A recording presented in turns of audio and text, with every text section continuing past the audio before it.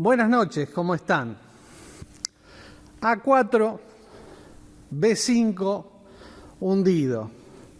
¿Quién no jugó en la época en la que no existían los videojuegos, en la época que no teníamos los celulares ni las computadoras, al hundido?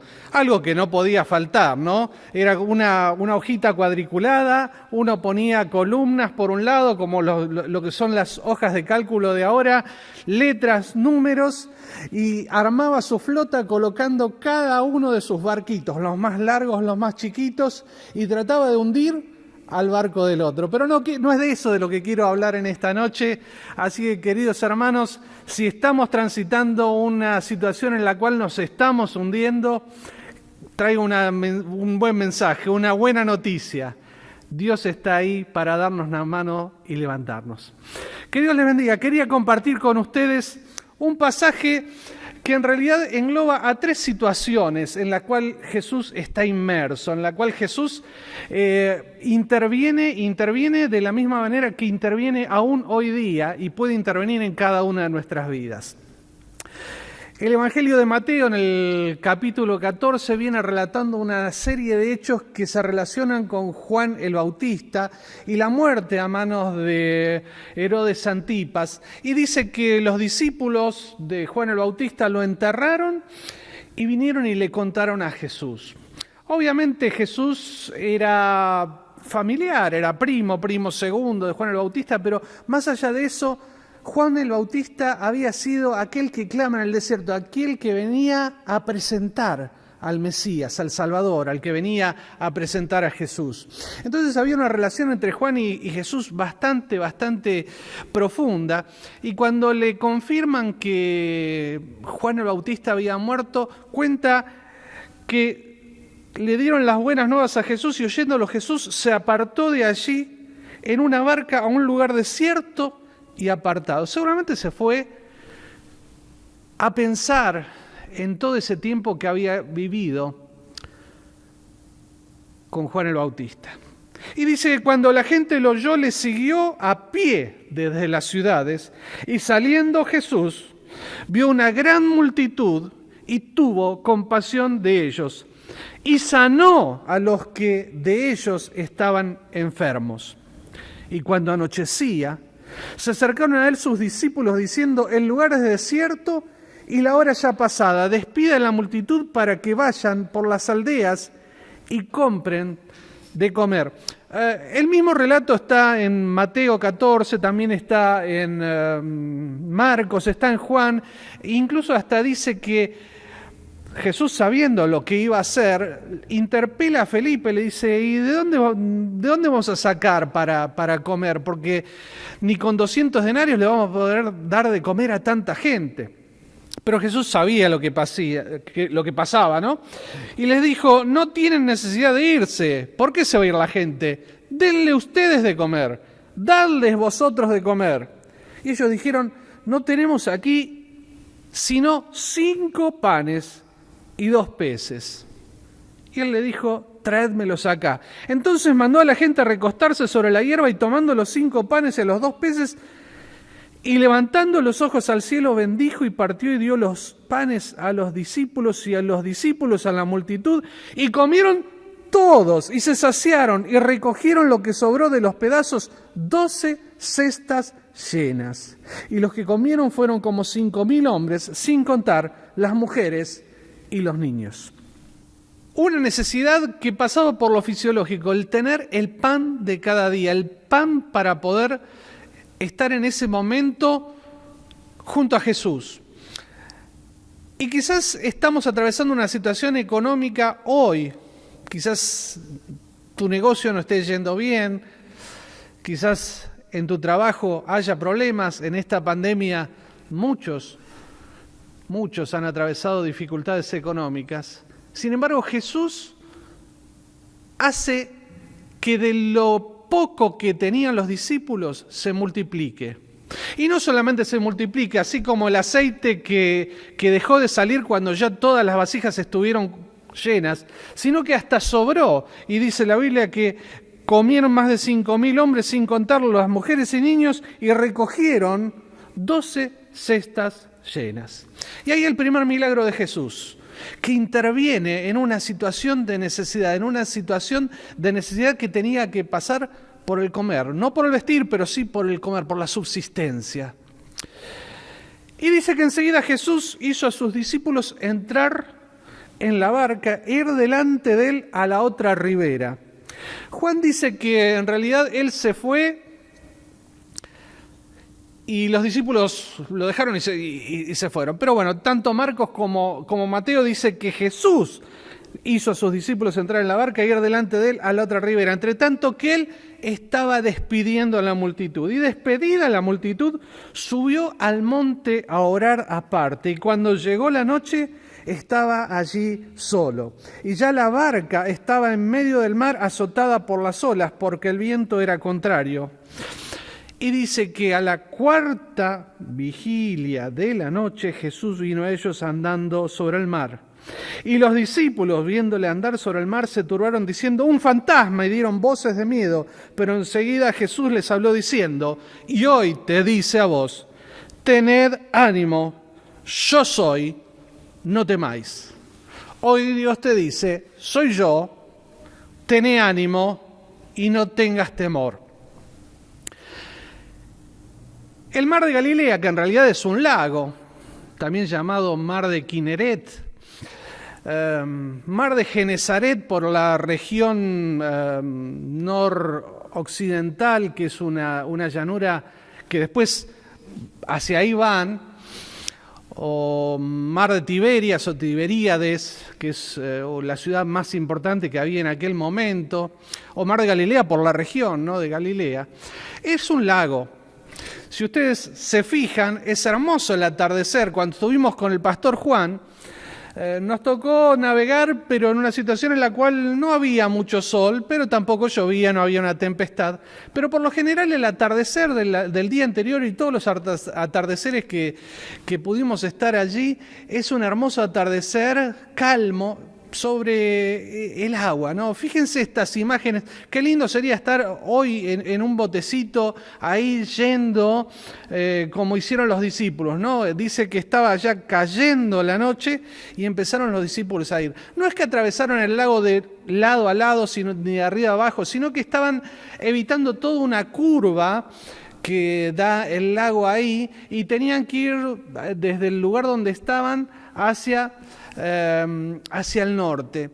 Y dice Juan que habían remado entre 25 y 30 estadios, esto sería entre 5 y 6 kilómetros.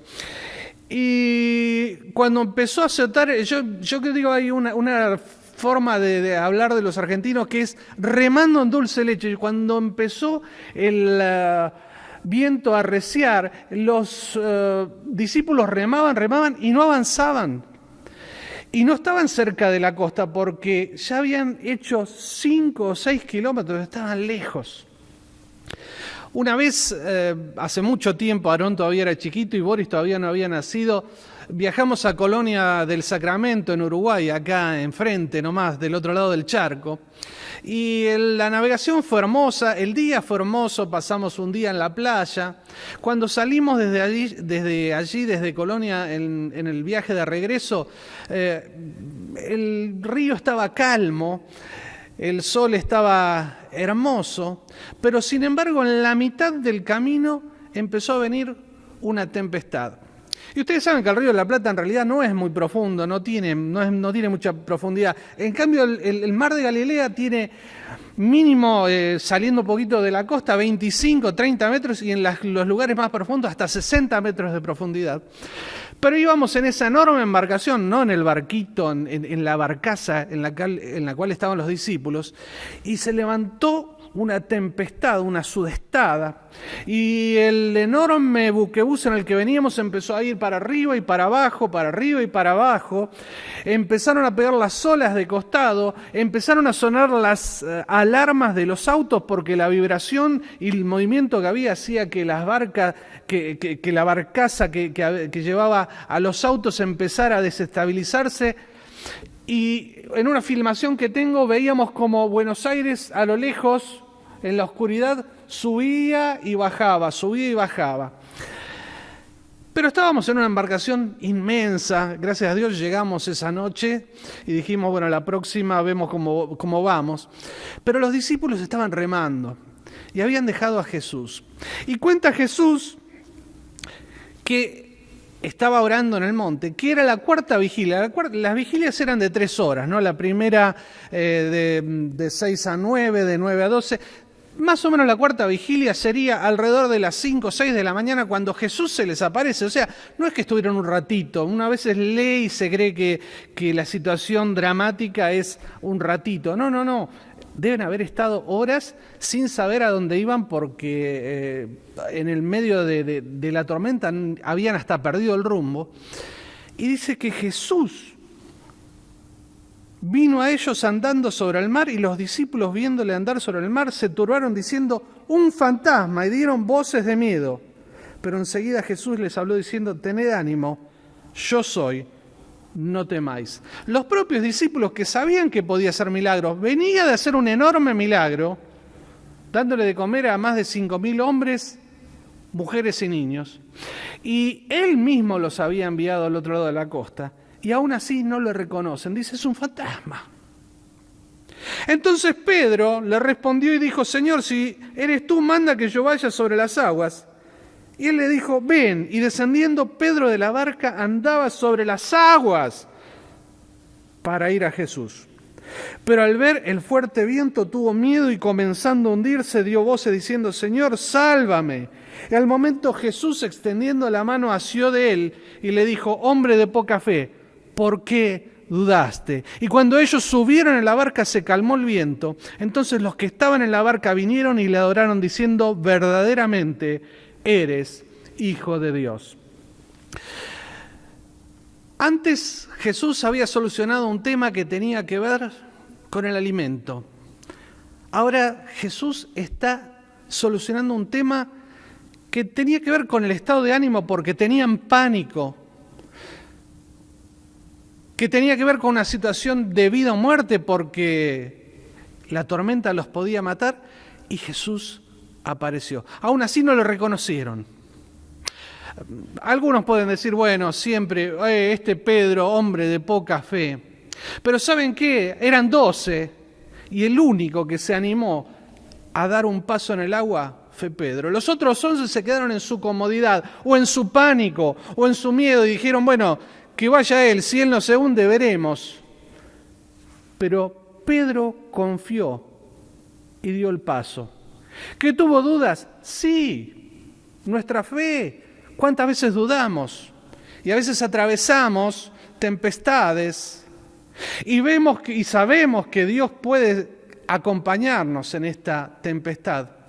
Y sacamos un pie del bote y sacamos el otro y empezamos a caminar tomados de la mano del Señor, pero vemos los vientos, vemos las tempestades, vemos los relámpagos, los truenos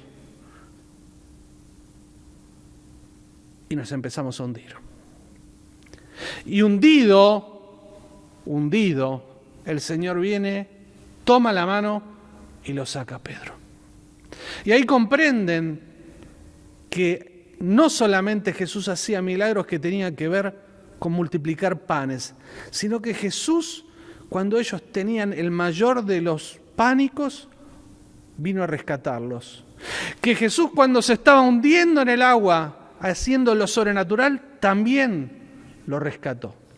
Y sigue diciendo que terminada la travesía, porque la terminaron, llegaron a Genesaret, vinieron a la tierra de Genesaret precisamente, y cuando le conocieron los hombres de aquel lugar, enviaron noticia por toda aquella tierra alrededor y trajeron a él a todos los enfermos y les rogaban que les dejase tocar solamente el borde de su manto y todos los que lo tocaron quedaron sanos. Muchas veces nos quedamos tan solo con el relato de la mujer que tenía flujo de sangre, que tocó el manto de Jesús y quedó sana. Pero acá hay otro relato increíble en el cual decía que le rogaban la gente de Genesaret que le dejase tocar solamente el borde de su manto y todos los que los tocaron quedaron sanos.